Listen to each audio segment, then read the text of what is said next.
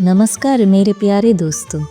आज मैं आप सबको सुनाने जा रही हूँ भगवान शिव जी और माता पार्वती जी के दिव्य पुत्र, देवताओं की सेना के सर्वश्रेष्ठ सेनापति और दिव्य तेज के स्वरूप भगवान कार्तिक जी की पवित्र और प्रामाणिक कथा। ये कथा हमें मिलती है शिव पुराण, स्कंद पुराण और महाभारत के आदि पर्व में। कहा जाता है जिस घर में भगवान कार्तिक जी की भक्ति होती है वहाँ साहस, शांति और जीत सदैव रहती है। तो चलिए हम प्रारंभ करते हैं पवित्र कथा को। बहुत प्राचीन समय की बात है। स्वर्गलोक में तारकासुर नाम का एक अहंकारी बलवान असुर जन्मा। समय बीतने के साथ साथ तारकासुर का अहंकार बढ़ता गया और उसने देवताओं पर अत्याचार करना शुरू कर दिया। धीरे धीरे पूरे स्वर्गलोक में भय और अशांति फैल गई। तारकासुर एक महान तपस्वी था। उसने कठिन तपस्या से भगवान ब्रह्मा जी को प्रसन्न कर लिया। जब भगवान ब्रह्मा जी उसके सामने प्रकट हुए तो तारकासुर ने कहा, प्रभु मुझे ऐसा वर दीजिए कि मेरा वध सिर्फ भगवान शिव जी के पुत्र द्वारा ही हो सके। तब भगवान ब्रह्मा जी बोले, तथास्तु। लेकिन उस समय महादेव गहरी समाधि में थे। माता सती के शरीर त्याग करने के बाद शिव जी ने पूरे विश्व से संबंध तोड़ लिया था। ना भक्ति, ना भोजन, ना बातचीत, सिर्फ एक गहन समाधि। ये देखकर देवताओं का हृदय चिंता से भर उठा। सोचा यदि भगवान शिव जी संसार में वापस नहीं आएंगे और विवाह नहीं होगा तो पुत्र कैसे होगा, और बिना पुत्र के तारकासुर का अंत कैसे होगा। इधर तारकासुर का दिन प्रतिदिन अत्याचार बढ़ता जा रहा था। स्वर्ग, पृथ्वी, तपोवन, आश्रम, कहीं भी शांति नहीं रही। उस समय हिमालय की पुत्री देवी पार्वती जी का जन्म हुआ। उन्होंने बचपन से ही भगवान शिव जी को अपने प्रिय स्वामी के रूप में माना, पर शिव जी का हृदय तो वैराग्य से भर चुका था। देवी पार्वती जी ने सोचा, जब तक मैं भक्ति और तपस्या से शिव जी का हृदय ना जीत लूँ तब तक मैं समाधि नहीं छोड़ूंगी। और यही से शुरू हुआ साहस का सबसे बड़ा अध्याय। देवी पार्वती जी ने कैलाश की कठोर ठंड में तपस्या शुरू की। पहले उन्होंने पत्तों का भोजन किया, फिर सिर्फ जल ग्रहण किया और अंत में माता सिर्फ प्राणवायु से ही जीवित रही। उनकी तपस्या का तेज इतना अधिक हो गया कि आसपास के वृक्षों से दिव्य प्रभा निकलने लगा। उनके मुंह पर श्रद्धा, प्रेम, समर्पण का तेज चमक रहा था।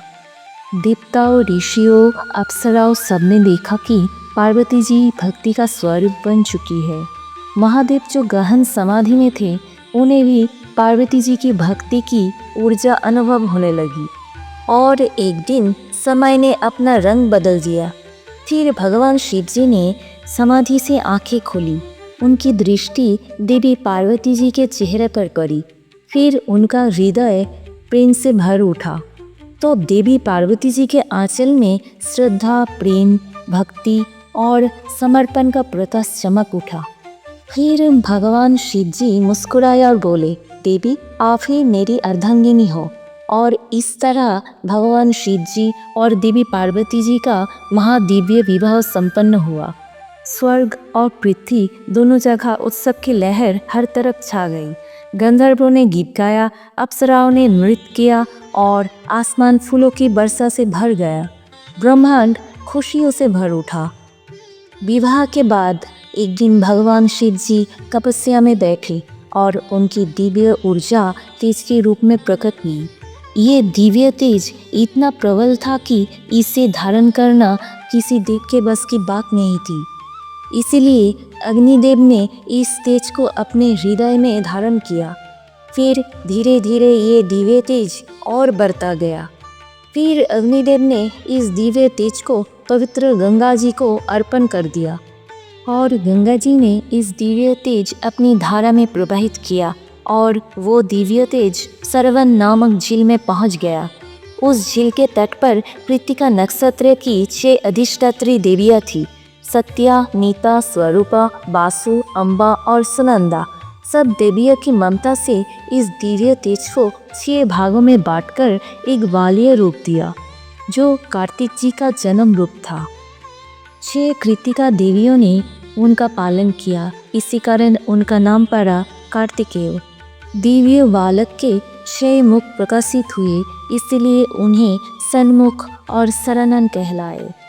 और जब वही दिव्य बालक आगे चलकर देवताओं की सेना के सेनापति बने, सदैव युवा और तेजस्वी रूप में प्रतिष्ठित हुए, तब उन्हें कुमार स्वामी नाम से पूजे गए। जब भगवान कार्तिक जी बड़े हो गए तो देवताओं ने उनसे मदद मांगी। उन्होंने कहा, तारकासुर बहुत अत्याचार कर रहा है, उसे सिर्फ शिव जी के पुत्र आप ही मार सकते हैं। भगवान कार्तिक जी ने शांत स्वर में कहा, धर्म की रक्षा करना ही मेरा धर्म है। फिर देवताओं ने उन्हें देवसेना का सेनापति बनाया। युद्धभूमि तैयार हुई। एक तरफ भगवान कार्तिक जी और देवताओं की सेना, दूसरी तरफ तारकासुर और उसकी असुर सेना। युद्ध शुरू हुआ। शंख बजा, नगाड़े बजे और आसमान तक धूल उठी। तारकासुर बहुत शक्तिशाली था।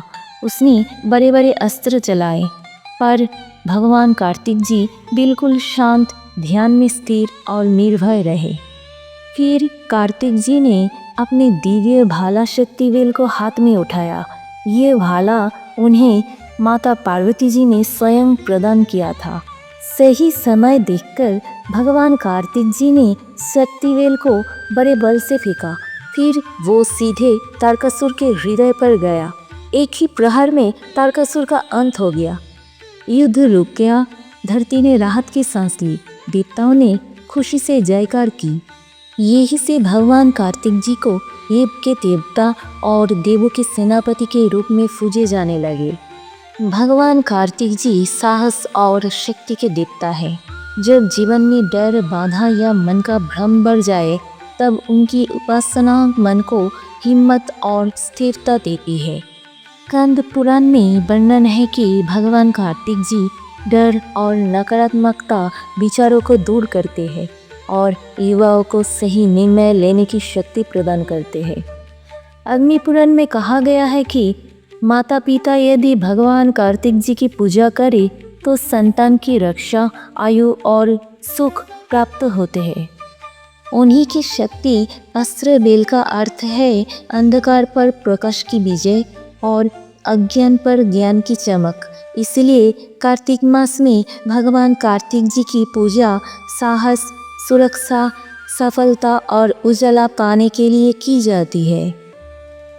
तो प्यारे दर्शकों, कार्तिक मास में भगवान कार्तिक जी की पूजा से साहस बढ़ता है, मन स्थिर होता है और संतान तथा परिवार की रक्षा का आशीर्वाद मिलता है।